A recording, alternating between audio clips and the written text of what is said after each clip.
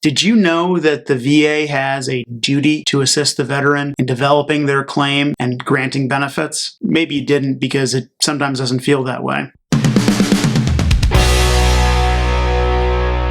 Hi, my name's Andy Gross, Law Office of Andrew P. Gross. We got a question actually in one of the comments to one of the videos asking about what the regulatory requirements for duty to assist are, and those are kind of complicated. But I'm going to give a wavetops description of what a duty to assist is and what it isn't. The VA has this duty to assist the veteran in developing a claim for whatever benefit they're seeking. This duty to assist has multiple components. The first duty is to help the veteran get the required evidence and records. That means that the VA is required to assist and make reasonable efforts to get records from the Service Department, the Department of Defense, or if you're part of the Coast Guard or Public Health Service, from their respective agencies. And they're also required to get VA treatment records and any service treatment records. So there's something called the Defense Health Agency, which again is a little bit different than Department of the Army or Department of Navy, still under the Department of Defense though. So it's their obligation to get those records if you describe with reasonable specificity on your claim that those records exist. Now, this is less important now with the advent of electronic medical records. You used to have to be very specific about where you were treated during the course of your career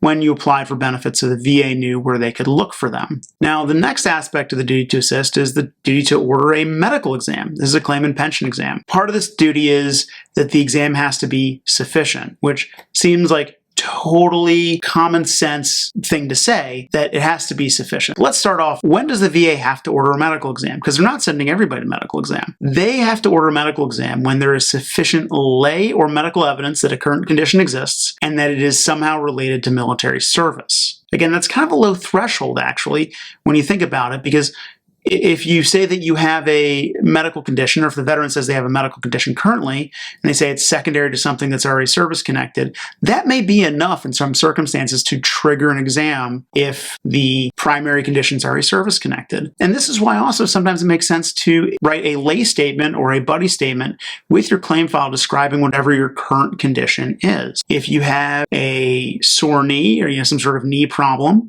and you haven't been seen by the doctor a lot for it, you might want to write a letter about your knee and describe how it's hurt you over the years and how it relates to your time in service so that you can help connect the dots for the VA so that the VA can then fulfill their duty to assist you by getting a medical exam. As I said before, obviously, this medical exam has to be competent. Now, what does it mean by competent? Let me just say a lot of ink has been spilled on this topic of what makes for a competent medical exam. Well, the medical exam itself has to be supported by adequate rationale. And that adequate rationale is discussed in detail in case law. Is there any literature that is explored? Is there any citing to the actual record and connecting the dots or lack thereof? Again, it has to be viewed in the totality of the circumstances about what that medical exam is trying to say and whether it says so accurately. It also has to review the claims file. So the examiner who you saw for 6 minutes to look at your knee has to actually review the claims file. They have to answer all of the questions on the disability benefits questionnaire. I'm not going to lie, there's a huge problem with the VA because these claim and pension exam results are actually not something that you have your hands on right away unless you file for FOIA and request it, or you have your accredited agent pull them off of the Veterans Benefits management system. So it's hard to tell if there's actually been a duty to assist error when without looking at these disability benefits questionnaires to see if the exams and the rationales are adequately supported. But that's part of the appeals process, is that you have to take a look at to see whether or not the claim and pension exams ordered were actually sufficient by their own rules. So what you have this duty to assist to get the records, and then you have a duty to assist to order exams when there's enough plausible evidence to justify it. And then that, of course, that exam has to be sufficient, which means it has to be adequately supported by the evidence, and it has to be complete, basically. You have to answer the questions on the disability benefits questionnaire. Now, challenging a duty to assist, the most common way we see that is through either a higher level review or appeal to the Board of Veterans' Appeals,